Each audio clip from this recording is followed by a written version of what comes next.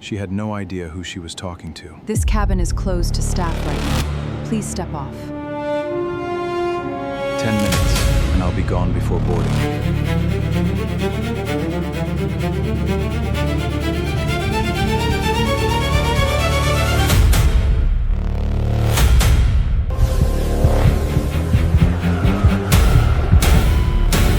Who are you?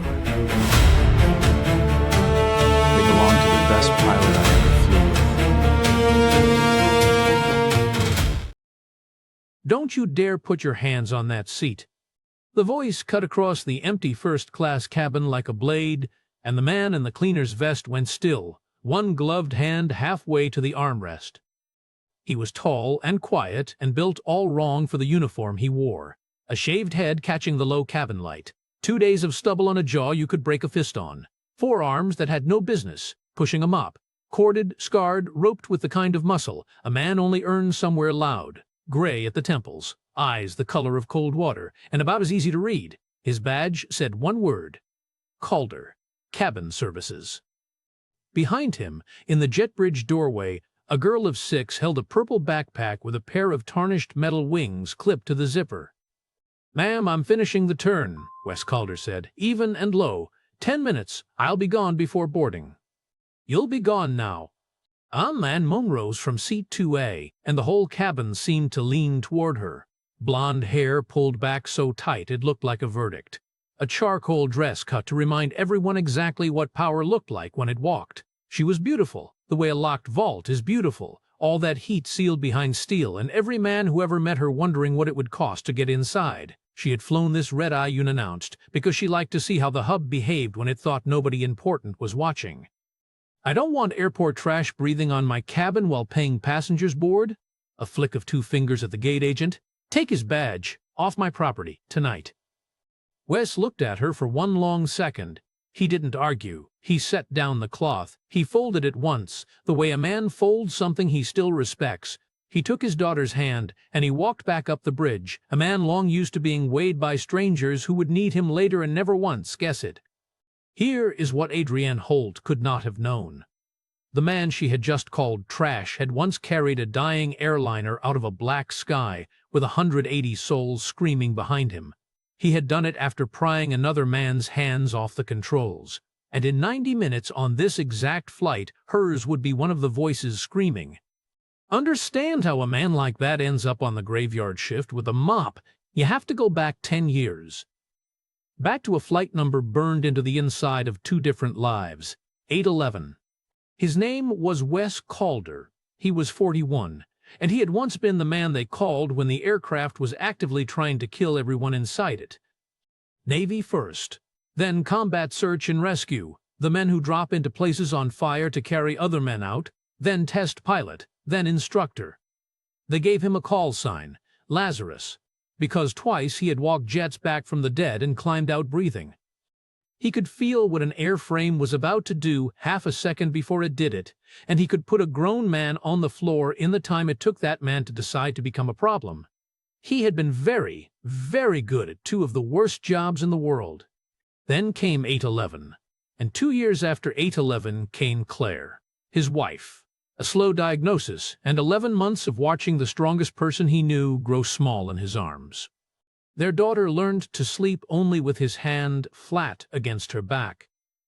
Because the world had already proven, once, that it could take a mother while you weren't looking. Claire made him promise 2 things at the end. Stay on the ground. Stay with the girl. So Wes Calder put his wings in a drawer, and he put his old life in a drawer deeper than that. He turned down the recruiters. He turned down the expert witness money that would have paid for everything.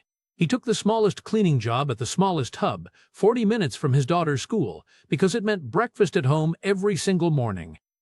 He wasn't hiding out of shame. Understand that. He was hiding because both of the men he used to be, the one who flew like that and the one who fought like that, had cost people everything. And the safest thing he had left to give the world was to stay small and quiet and close to the one small person who still needed him. He did not want to be Lazarus again. He knew exactly what Lazarus cost the people waiting on the ground. Adrienne Holt had a rule she never said out loud. She did not trust pilots. because a pilot had ruined her father and then let a dead man take the blame. She was 19 the night Flight 811 fell out of the sky and, impossibly, came back. 179 survivors, 1 fatality. Captain Raymond Holt, the steadiest pair of hands in the whole fleet, her father. The official report was a small masterpiece of quiet cruelty. It praised, and I quote, the surviving flight crew's response. Then it buried 4 words in a subclause that would eat Adrian alive for a decade. Contributing factor: delayed command decision. They never named the captain. They didn't have to. The industry decided that the old man had frozen, and some young hotshot had saved the day in spite of him. Her father died a hero and was remembered as a hesitation. So Adrian climbed, not for the money, for control. She clawed her way up the very airline that let her father's name rot until she owned the room where those reports get written. Flawless, feared, trusting no line pilot, no union, no anonymous cog in the machine that had ground up the only man she ever loved and filed him under contributing factor. She never knew there had been a surviving first officer, a man who refused every interview, every camera, every check they tried to write him. She never knew his call sign. And so, tonight, when a janitor's glove brushed her armrest, the thing in her that had been furious for 10 straight years simply reached for the nearest small thing beneath her and crushed it, because crushing things was the only thing that had ever made the grief hold still. They were supposed to be off tonight. That was the cruel little joke of it. This was the 1 week a year Wes flew at all. He was taking his daughter to a children's hospital 2 states over, the same specialist Claire had wanted before, paid for with overtime and a standby ticket and a jar of saved coins on the kitchen counter. A gate agent who liked Wes had quietly slipped them 2 open seats up front as a kindness. That was the only reason a 6-year-old named Wren was awake at 11 at night, swinging her feet over a first-class carpet. "Tell me about the wings," she said for the 1000th time, spinning the metal pin on her backpack. "Not tonight, Bertie?" "The captain wings, the ones that aren't yours." Wes crouched down. He steadied the little pin with one scarred finger, old, real, worn soft at the edges, and on the back, if you knew to look, 2 initials and a date. RHH. He never once let her lose them. She thought they were her lucky bird. She had no idea they had belonged to a dead man. "They belonged to the best pilot I ever flew with," he said quietly. "He gave them to me on the worst night of my life, and he asked me to do one thing. I have never once managed to do it right." "What thing?" Wes tapped the wings and stood. "Bring everybody home." He shouldered her bag. "Come on, that's us." He didn't tell her the rest, that he had brought 179 people home that night, and not the one man these wings belonged to, that everybody is a word with no mercy in it. He just walked his daughter down the aisle, past seat 2A without a single glance, to their seats in the back. Flight 466 pushed back at 11:24 into a sky with weather standing on the edges of it. Wes noticed the man in 9C, the way he noticed everything he had trained himself for 10 years not to notice anymore. A passenger who had boarded with no bag, a man who tracked the crew's movements instead of his phone, whose eyes did a slow, professional sweep of the cabin and snagged for exactly half a second on Adrienne Holt in first class. A watcher. Wes filed it and told himself it was nothing. He was a janitor now. Watchers were not his job. He clipped the wings back to his chest. He tucked Wren against the window, and for once in 10 years, he let himself close his eyes. He would spend the rest of his life grateful that he had looked at 9C first. Because the man in 9C was named Marek, and he had not boarded to fly anywhere.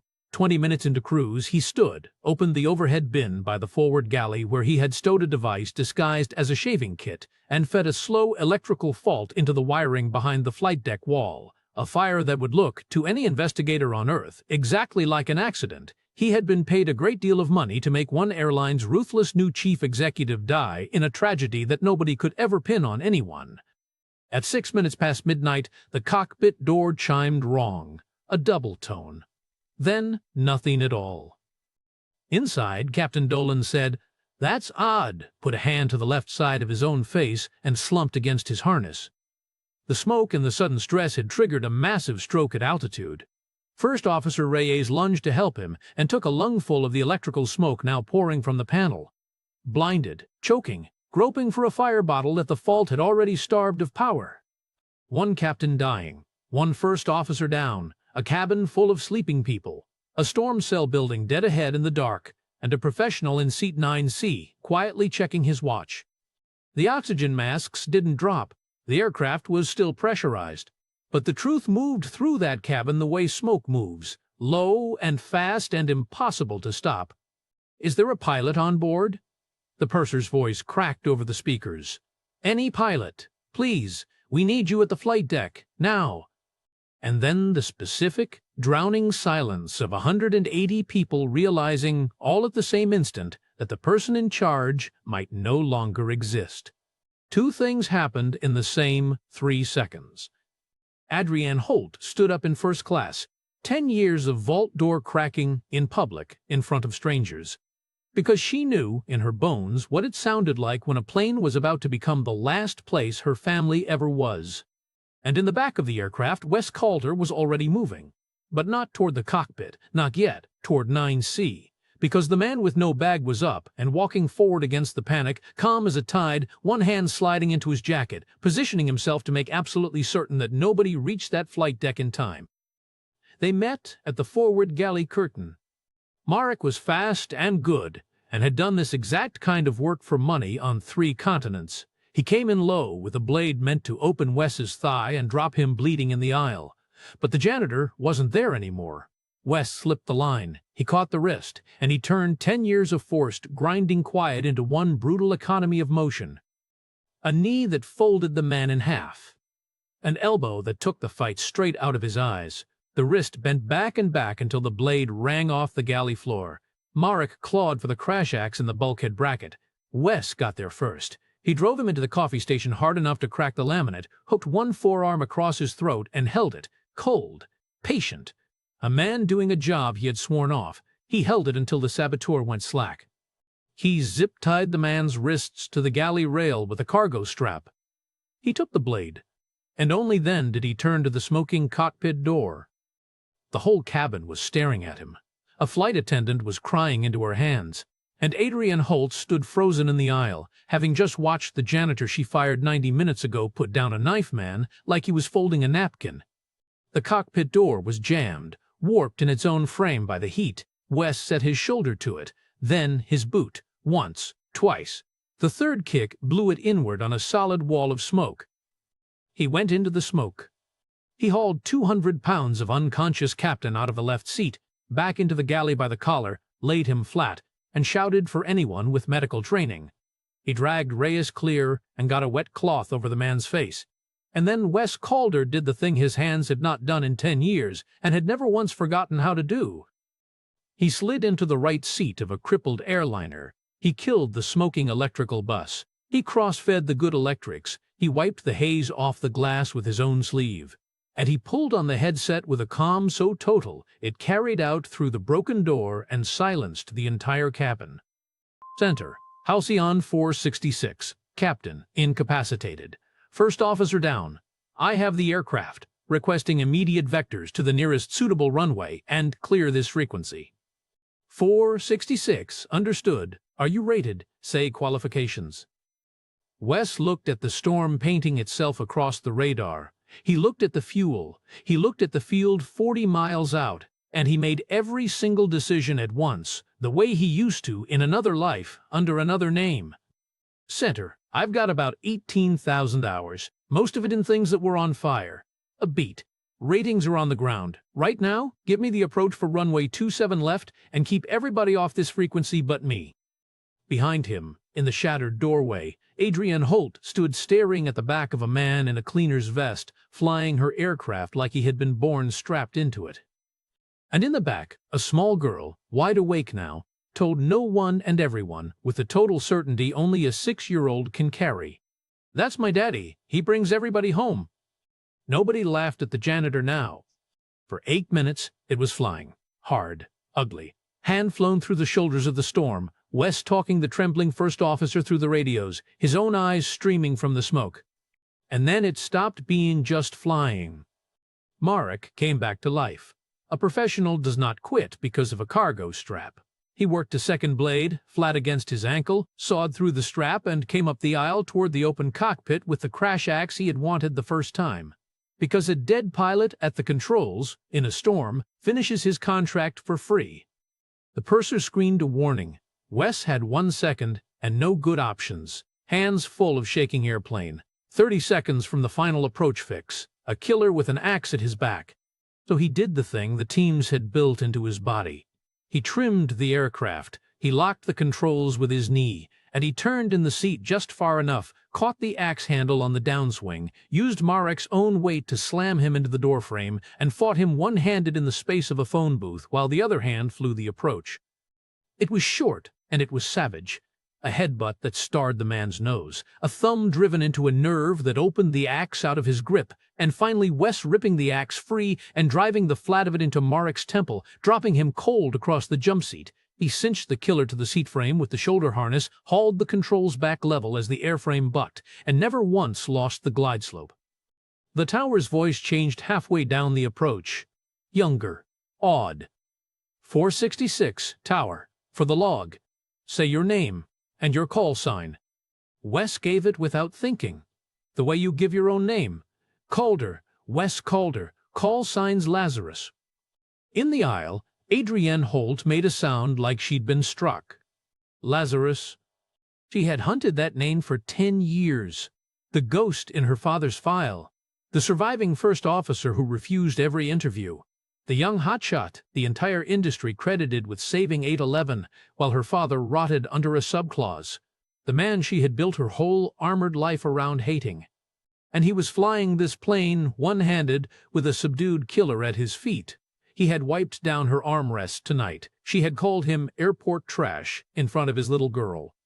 You, she breathed at the back of his head, you're Lazarus. You were on 811. You're the one who... Ma'am, sit down and brace. Wes said it level as glass, not turning, breaking out of the clouds with the runway lights swimming up through the rain. We'll talk on the ground. Right now, I'm keeping a promise I made to your father. The cabin did not understand that sentence. Adrienne understood it, and it took her legs out from under her. He put Halcyon 466 down on the wet runway so gently the cabin barely knew they were home. Then he stood on the brakes with both feet, while 180 people screamed and wept and cheered behind him, and Wes Calder sat in the smoke, his hands shaking on a set of controls he had sworn he would never touch again, and he said only into a dead frequency, so quiet nobody else could hear it. That's everybody, Ray. But it was not over. The electrical fire, starved of air at altitude, found what it wanted on the ground and bloomed. The forward galley caught, smoke flooded the cabin. An evacuation turned to chaos at the overwing exits. Captain Dolan, the dying man Wes had already dragged out of the cockpit once, was still on the galley floor beside the growing flames. 2 rows of seats were jammed shut, and a child, 2 seats from Adrienne, was pinned under fallen bins. So Lazarus did the other thing he had sworn off. He went back in 3 times. He carried Dolan out over one shoulder and down the slide. He tore the jammed bins off the trapped child and passed the kid, hand over hand, down the line. And the 3rd time, he came back for Adrienne Holt, pinned, ankle caught, first class filling with smoke. He did not lecture her. He did not gloat. He knelt down in the fire she would happily have left him to lose his job in, freed her ankle with 2 scarred hands, and half-carried the woman who called him trash down the aisle and out into the rain, her face pressed to a wet cloth held by a hand that had put a man to sleep twice that night. On the taxiway, under the strobing lights, soot on both their faces, she asked the only question she had left. What did you mean, the promise, to my father? Wes looked at her, really looked, and finally saw Ray in her, in the line of her jaw, in the fury that was only grief that had never once been allowed to land. 811 lost both hydraulic systems in a storm. Unflyable, he said. Your father flew it with his bare hands for 9 minutes just to give me the picture, and when he knew his own injuries were too bad to finish it, he ordered me to take the aircraft. That delayed command decision in the report. Those were the 11 seconds Ray spent making sure I had control before he let go. Those 11 seconds are the reason 179 people walked away, me included. Adrian was crying now, 10 years blown wide open on a wet taxiway. He was bleeding out in the left seat, and the last thing he did in this world was press these into my hand. Wes pulled the worn wings from his chest, RHH on the back, and he said, "Bring everybody home, Lazarus, everybody. I brought everybody home but him." His voice cracked once. The airline told me a hero's name and a hero's pension would reach his family cleaner, with no ugly public fight over the cause. So I took the ghost name, and I disappeared. I thought I was protecting you. I did not know the price of it was you growing up believing your father hesitated. Your father never hesitated a single day in his life. He closed her fingers over the wings, exactly the way Ray once closed them over his. Adrienne Holt stood in the rain, holding her father's wings, and did the most powerful thing she had done in a decade of ruthless, gleaming power. She stopped needing someone to blame. She turned to her own executives and lawyers, already speeding onto the tarmac, the entire machine she commanded, and her voice came back to her. But different now. Steel, with something human finally alive inside it. Pull 811, the real recorder, the real report, everything legal buried, tomorrow, all of it. A breath. The complaint I filed against Mr. Calder tonight, the termination, destroy it, then draft him a personal apology from this office, and I will sign it myself. And that man in flex cuffs on the jump seat, he boarded to murder a plane full of people to get to me. He gets the F by, not a story. Miss Holt, reopening 811, the liability. My father flew a dead airplane with his hands for 9 minutes so that strangers could see their children again, she said, and the whole tarmac went silent. He has been called a hesitation for 10 years to save this company a lawsuit. We are done being that company, tonight. Then she turned to Wes, soot black, spent, a cleaner's badge still hanging crooked over the bare spot on his chest where the wings used to ride. I called you airport trash. I fired you in front of your little girl, and you fought a killer and flew my plane and carried me out of the fire anyway. You were protecting your dad, Wes said gently. Took me years to learn that grief just wears different uniforms. Yours looked like a corner office. Mine looks like a mop cart. Same funeral, though. And Adrienne Holt, the Ice Queen, a woman who did not cry where anyone living could see her, let out one wet, cracked, astonished laugh. The sound of a weight she had carried so long she'd forgotten it wasn't part of her own body, finally hitting the ground. Wren was at the bottom of the evacuation slide, wrapped in a fireman's coat, absolutely calm, because her daddy said he would bring everybody home, and her daddy does not lie. You brought everybody home, she informed him. Everybody, Bertie, Wes said into her hair, and for the first time in 10 years, the word had mercy in it. So here is the lesson, and it deserves to be said plainly, without any decoration at all. We are taught that power is what keeps us safe. The title, the office, the authority to fire the small people beneath us.